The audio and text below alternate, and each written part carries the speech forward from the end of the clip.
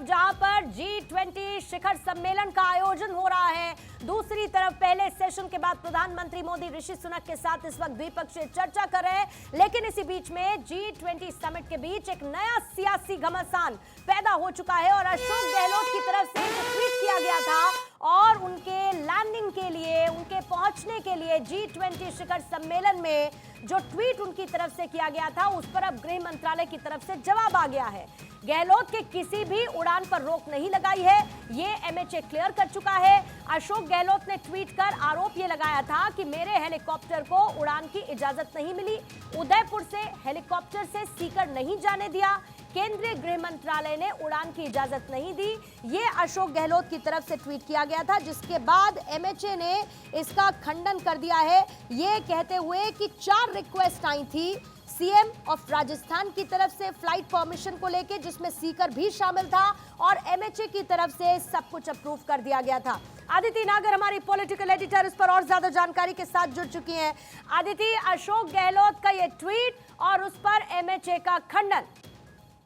देखिए, क्योंकि अब MHA का खंडन आ चुका है तो जाहिर तौर पे इस पर सवाल उठाना, क्योंकि इस तरह से स्पोक्स पर्सन की तरफ से MHA के इस ट्वीट को आना, ये तमाम ये चीजें दर्शाता है कि जो भी सीकर से लेकर जो भी उसे मेंशन किया गया है वहां पर परमिशन दी गई थी। दरअसल आपको बता दें कि एक बात की गई थी कि जब G20 रहेगा तो जो उड़ान है, हवाई उड़ान, उसका एरिया के हिसाब से, डिस्टेंस के हिसाब से संभवतः कहीं कहीं जगह रोक लगाई जाएगी। इसके चलते मुख्यमंत्री अशोक गहलोत ने ये बात कही थी। मुख्यमंत्री अशोक गहलोत ने कहा कि आज बाबा श्री खीवानदास जी महाराज की पुण्यतिथि के कार्यक्रम में सांगलिया पीठ सीकर जाने का कार्यक्रम था, परंतु G20 की बैठक के कारण गृह मंत्रालय, भारत सरकार ने एयर स्पेस में उदयपुर से सीकर हेलीकॉप्टर जाने की अनुमति नहीं दी। लेकिन पूर्णिमा, हम आपको थोड़ा सा पीछे ले चलते हैं। यहाँ पर क्या कंफ्यूजन हुआ? राजस्थान के मुख्यमंत्री ट्वीट करके बता रहे हैं कि मुझे परमिशन नहीं दी, होम मिनिस्ट्री कह रही है परमिशन नहीं रोकी गई। दूसरी बात, कुछ दिनों पहले प्रधानमंत्री नरेंद्र मोदी अपना संबोधन देने एक सरकारी कार्यक्रम में जब आए तो उसमें प्रोटोकॉल के लिहाज से मुख्यमंत्री अशोक गहलोत का 3 मिनट का भाषण था।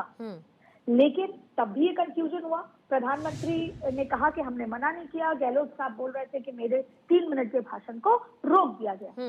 तो ऐसे में जब हमने मुख्यमंत्री अशोक गहलोत से रीच आउट करा तो उन्होंने ये कहा भारत 24 के एक खास इंटरव्यू में कि मैं खुद प्रधानमंत्री मोदी को इस बारे में चिट्ठी लिखूंगा कि जब आपने मेरा भाषण नहीं काटा और मेरा भाषण को रोक दिया गया, मुझे बताया गया कि मेरा भाषण को हटा दिया गया, तो ऐसे में ये वो कौन से अधिकारी हैं जिनकी गलती थी? आज एक बार फिर यही कंफ्यूजन निकल कर आया है, जब उनको एयर स्पेस से अनुमति नहीं दी गई और इधर दूसरी तरफ MHA की रिपोर्ट ये कहती है कि हमने किसी भी तरीके से रोका नहीं था।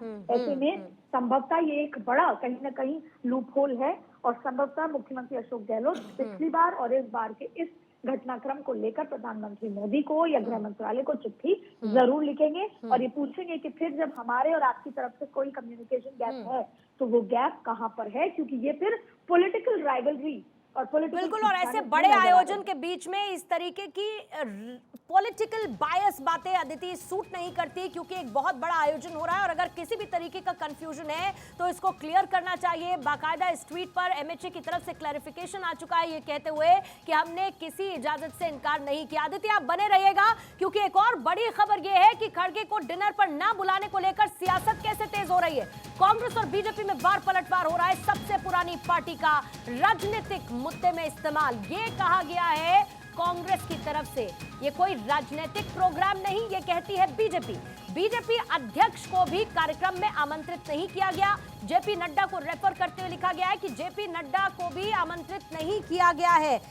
कांग्रेस के प्रेसिडेंट खड़गे को क्योंकि स्टेट डिनर के लिए नहीं बुलाया गया है, इसका इस्तेमाल पेटी पॉलिटिकल इश्यूज के साथ हो रहा है और सबसे पुरानी पार्टी के साथ ये चल रहा है। कांग्रेस और बीजेपी के बीच वार पलटवार। आदिति, जयवीर शेरगिल ने भी अब से थोड़ी देर पहले एक ट्वीट किया और जब जिस 60% आबादी का राहुल गांधी ने जिक्र किया था कि उनको महत्वपूर्ण नहीं मानती है सरकार, बीजेपी नहीं मानती है, उसको पूरा बाइफरकेट करते हुए जयवीर शेरगिल की तरफ से ट्वीट किया गया है। लेकिन अब जब ये कहा जा रहा है बीजेपी की तरफ से कि जेपी नड्डा को भी हमने कोई इनवाइट नहीं किया, ये कोई पॉलिटिकल प्रोग्राम नहीं है, तो फिर इस पर सियासत कहां तक होती रहेगी और इसके मायने क्या है? एक बड़ा सवाल सरकार ने ये खड़ा किया कि देखिए, जैसा आपने बताया पूर्णिमा, और जैसा उनकी तरफ से क्लैरिफिकेशन आया कि जब जेपी नड्डा को भी नहीं इनवाइट किया गया तो हमने राष्ट्रीय अध्यक्ष कांग्रेस के मल्लिकार्जुन खड़गे को भी इनवाइट नहीं किया। लेकिन अगर आप ये तर्क देते हैं कि वो एलओपी हैं, विपक्ष के सदन में नेता हैं, तो ऐसे में फिर इंडिपेंडेंस डे पर आप क्यों नहीं आए? हमने आपको इंडिपेंडेंस डे पर इनवाइट किया था। हमने तमाम जो अपोजिशन रूल स्टेट्स के मुख्यमंत्री, प्रधानमंत्री मोदी, पूर्व प्रधानमंत्रियों को सबको इनवाइट किया है, तमाम चीजें हुई। लेकिन इंडिपेंडेंस डे वाले दिन जब आपको इनवाइट किया गया, वो भी देश का एक सबसे मतलब देश का इतिहास और तमाम बड़ा कार्यक्रम, उसमें जब आप नहीं आए और एक एक्सक्यूज ये दे दिया कि मुझे घर पर झंडारोहण करना है, मुझे मेरे पार्टी ऑफिस में रोहण करना है, तो वहां पर आपकी सहूलियत के लिहाज से आप नहीं आए। लेकिन यहाँ पर जब G20 का कार्यक्रम है, जो बिल्कुल भी पॉलिटिकल इशू नहीं है, ये इंटरनेशनल एक मुलाकात है, उसमें ना जेपी नड्डा इनवाइटेड है, ना वो इनवाइटेड है।